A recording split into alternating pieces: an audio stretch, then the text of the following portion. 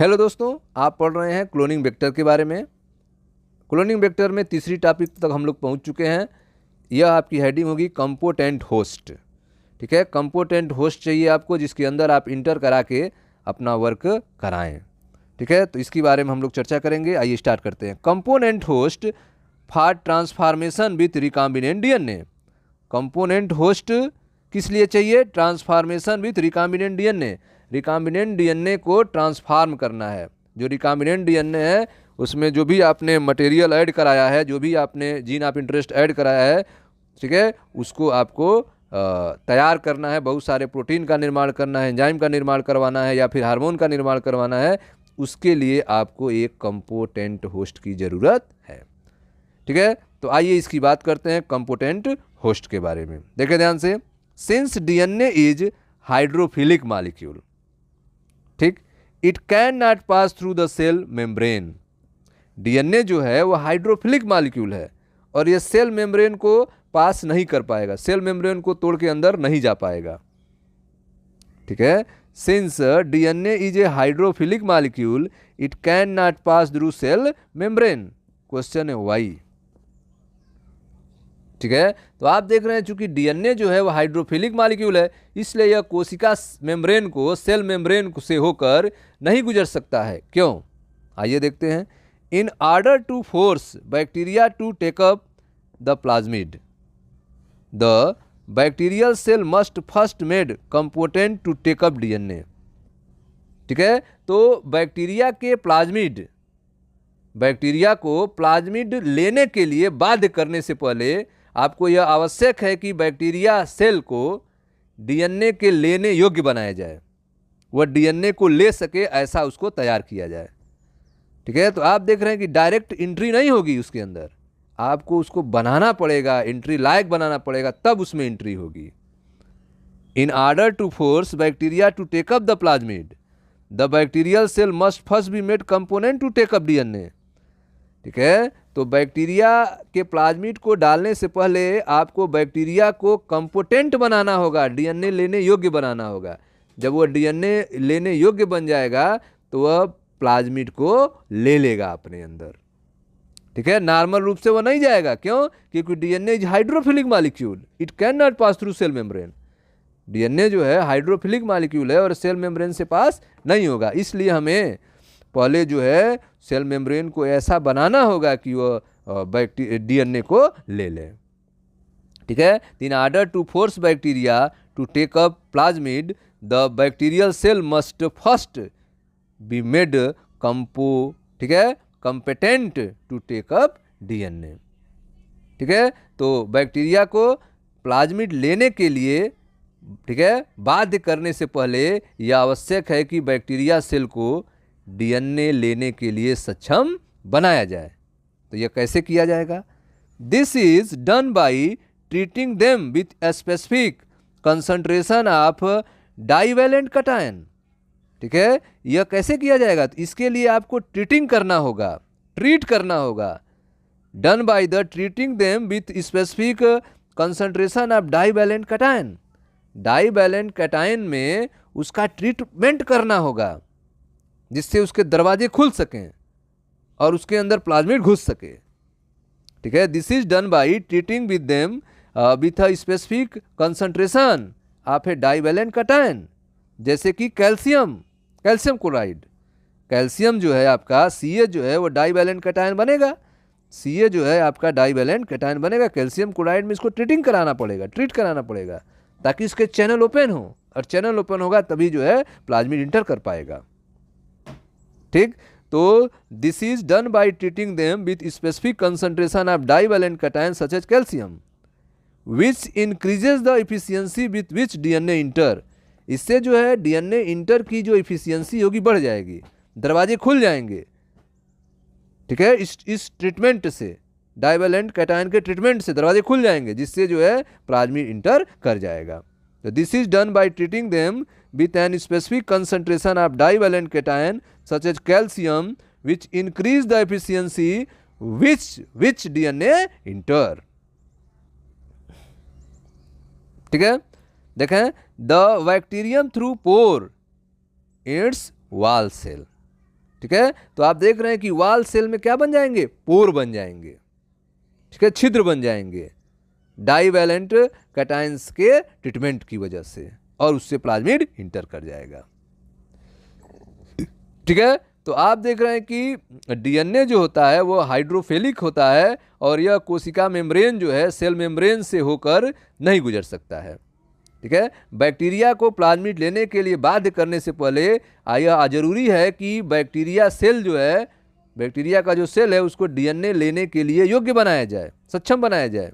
और ऐसा करने के लिए हम पहले क्या करेंगे, पहले इसे डाइवैलेंट कैटायन जैसे कि कैल्शियम की स्पेसिफिक कंसंट्रेशन के साथ, ठीक है, ट्रीटमेंट किया जाता है। इससे डीएनए को बैक्टीरिया के कोशिका भित्ति में स्थित जो छिद्र होते हैं, पोर हैं, से इंटर करने में सहायता मिलती है। इससे डीएनए जो है वह पोर के थ्रू, सेल वॉल के पोर के थ्रू इंटर कर जाता है। Recombinant DNA can then be force into such cell by incubating the cell with recombinant DNA on ice, ठीक है। तो यह कैसे किया जाएगा, तो recombinant DNA can then be force, ठीक है, such cell by incubating the cell with recombinant DNA on ice, followed by placing them briefly at 42 degree Celsius heat shock and then putting them back on ice, ठीक है। तो आप देख रहे हैं इसमें ठंडी गर्मी ठंडी, ठीक है, इंक्यूबेटिंग दिया जा रहा है, पहले उसको आइस बर्फ में ठंडा किया जा रहा है, फिर अचानक जो है उसको हीट शॉक 42 डिग्री सेल्सियस गर्मी दिया जा रहा है, फिर ठंडा किया जा रहा है, इससे दरवाजे खुल जाएंगे और डीएनए इंटर कर जाएगा। This enable the bacteria to take up recombinant DNA, इससे जो है बैक्टीरिया जो है रिकॉम्बिनेंट डीएनए को अपने अंदर ले लेगा, ठीक है। तो आप देख रहे हैं कि जो रिकॉम्बिनेंट डीएनए है उसको बैक्टीरिया के अंदर डालने में भी प्रॉब्लम है, उस प्रॉब्लम को सॉल्व करने के पहले ठंडा फिर गर्म, ठंडा गर्म करके चैनल को खोला जा रहा है, ठीक है। तो ऐसी सेल्स को रिकॉम्बिनेंट डीएनए के साथ पहले क्या करेंगे, पहले बर्फ पर रखा जाता है, तब रिकॉम्बिनेंट डीएनए को उन कोशिकाओं में फोर्सफुल इंटर कराया जाता है। इसके बाद उन्हें थोड़े समय के लिए 42 डिग्री सेल्सियस हीट शॉक पर रखा जाता है और पुनः इन्हें वापस बर्फ पर रखा जाता है।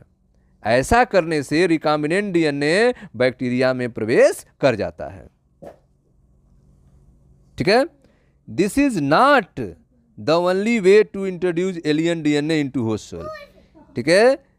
होस्ट सेल में एलियन डीएनए के प्रवेश कराने का केवल यही विधि नहीं है, ठंडा गरम, और भी तरीके हैं इंटर कराने के, ठीक है। This is not the only way to introduce alien DNA into host cell, ठीक है। जो ठंडा गरम वाला टेक्निक देख रहे हैं, इसके अलावा और भी टेक्निक है इंटर कराने का, आइए उनकी बात करते हैं, देखें ध्यान से।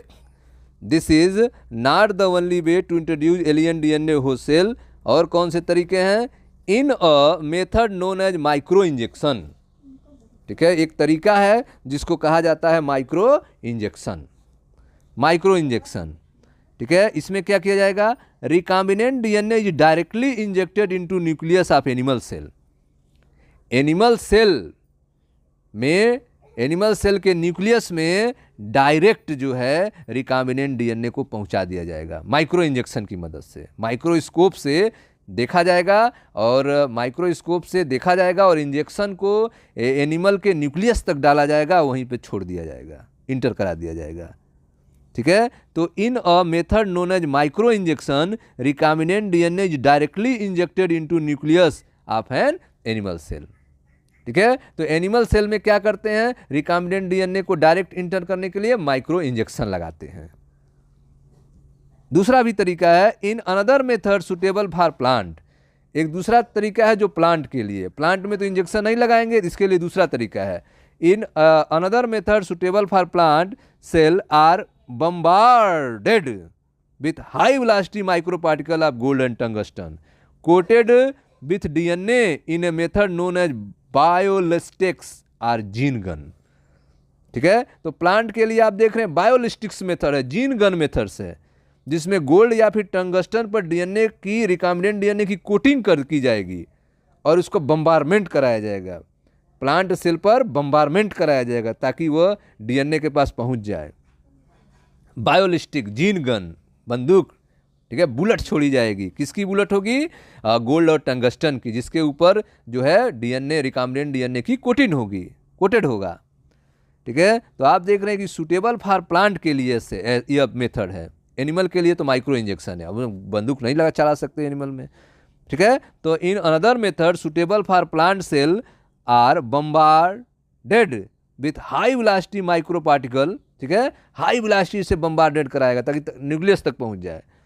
High velocity micro particle of gold और टंगस्टन कोटेड विथ डीएनए। ठीक है, गोल्ड और टंगस्टन के जो माइक्रो पार्टिकल हैं जिन पर डीएनए, रिकॉम्बिनेंट डीएनए को कोट किया गया है और उसके थ्रू पहुंचाया जाएगा। In a method known as biolistics or gene gun. In method क्या कहते हैं? बायोलिस्टिक या जीन गन कहते हैं। तो इसमें आप देख रहे हैं कि जो होस्ट है, होस्ट में फॉरेन डीएनए को इंटर कराने के लिए कभी ऊपर वाला ठंडा गर्म मेथड के अलावा भी मेथड है। ठीक है माइक्रो इंजेक्शन। इसमें क्या करते हैं माइक्रो इंजेक्शन में? तो इसमें आपने देखा रिकॉम्बिनेंट डीएनए को सीधे एनिमल सेल के न्यूक्लियस के भीतर इंजेक्ट कर दिया जाता है। दूसरी विधि जो प्लांट के लिए उपयोगी है, उसमें सेल्स पर डीएनए से, ठीक है, सेल्स पर डीएनए से कोटेड गोल्ड और टंगस्टन के हाई स्पीड वाले माइक्रो पार्टिकल्स होते हैं जिनका बम्बारमेंट कराया जाता है कोशिका पे, जिसे बायोलिस्टिक या जीन गन कहते हैं। ठीक है, and the last method uses, ठीक है, डिसआर्म्ड पैथोजन वेक्टर। ठीक है, जो लास्ट मेथड है disarm pathogen vector which when allowed to insert the cell transfer the recombinant DNA into host. अंतिम जो विधि है जिसमें डिसआर्म्ड पैथोजन वेक्टर का उपयोग किया जाता है, डिसआर्म्ड पैथोजन वेक्टर का उपयोग किया जाता है। And the last method uses disarm pathogen vector which when allowed to insert the cell transfer the recombinant DNA into host. अंतिम जो विधि है इसमें डिसआर्म पैथोजन वेक्टर का उपयोग किया जाएगा और इसमें वेक्टर को, ठीक है, जब सेल्स को इन्फेक्टेड करने दिया जाता है तब वो रिकॉम्बिनेंट डीएनए को होस्ट में स्थानांतरित कर देता है। ठीक है, लास्ट मेथड में क्या है? Disarm pathogen vector. वेक्टर कैसा होना चाहिए? डिसआर्म होना चाहिए, वो इन्फेक्शन करने वाला नहीं होना चाहिए, डिसआर्म कर दीजिए। Which when allow to infect the cell, अब इसको अलाउ कर दीजिए कि यह सेल को इन्फेक्टेड करे, और जब वो सेल को इन्फेक्टेड करेगा तो रिकॉम्बिनेंट डीएनए को होस्ट में ट्रांसफर कर देगा। यह लास्ट तरीका है। ठीक है, and the last method uses disarm pathogen vector which when allow to insert the cell transfer the recombinant DNA into the host. Okay students, now that we have learned about the tool of constructing recombinant DNA, ठीक है, आप जो है recombinant DNA बनाने के तरीके बारे में आप सीख चुके हैं। Let us discuss process of facilitating recombinant DNA technology। अब आपको recombinant DNA टेक्नोलॉजी के आगे उसके प्रोसेस के बारे में बताया जाएगा। Let us discuss the process of facilitating recombinant DNA technology. ठीक है, तो लास्ट में आपने देखा इस टॉपिक में जो आपका थर्ड नंबर था कंपोटेंट होस्ट। ठीक है, कंपोटेंट होस्ट आपको चाहिए ताकि आप transformation with recombinant DNA, recombinant DNA को ट्रांसफॉर्म आप कर सके। ठीक है, तो इसके लिए आपने होस्ट के अंदर इंटर करानी है डीएनए को। तो इसके लिए आपने पहला तरीका देखा कि डाईवैलेंट कैटायंस जो हैं कैल्शियम क्लोराइड, इनमें जो है स्पेसिफिक कंसंट्रेशन पर ठंडा गर्म सेंक दिया जाए। पहले आइस पर ठंडा कीजिए, फिर 42 डिग्री सेल्सियस पर हीट साग दीजिए, फिर ठंडा कीजिए। इससे जो है मेम्ब्रेन खुलेंगे, पोर खुलेंगे और उससे डीएनए इंटर हो जाएगा। दूसरा तरीका आपने देखा कि डायरेक्ट भी इंटर करा सकते हैं एनिमल्स में, जिसे माइक्रो इंजेक्शन कहते हैं। माइक्रो इंजेक्शन में सीधे न्यूक्लियस में डाल दिया जाता है रिकॉम्बिनेंट डीएनए को। प्लांट में आपने देखा बायोलिस्टिक या जीन गन है, जो गोल्ड और टंगस्टन पे के माइक्रो पार्टिकल पर डीएनए का, रिकॉम्बिनेंट डीएनए कोटेड करते हैं और वह डायरेक्ट जो है बम्बारमेंट कराते हैं जिससे एंट्री होती है। लास्ट में आपने देखा कि disarm pathogen vector, disarm pathogen vector को इन्फेक्ट करने के लिए सेल में डाल दिया जाता है जिससे रिकॉम्बिनेंट डीएनए वह इंटर कर देते हैं। ठीक है, तो इस तरह से आपने रिकॉम्बिनेंट डीएनए बनाने के सारे तरीके अब सीख चुके हैं। अब आप जो है रिकॉम्बिनेंट डीएनए टेक्नोलॉजी को आगे कैसे यूज किया जाएगा, उसके प्रोसेस क्या हैं, उनके बारे में आप पढ़ेंगे। ठीक है स्टूडेंट्स, तो इस तरह से जो है आपका टॉपिक जो है अब कंप्लीट हो गया। थैंक यू, मिलते हैं नेक्स्ट वीडियो में।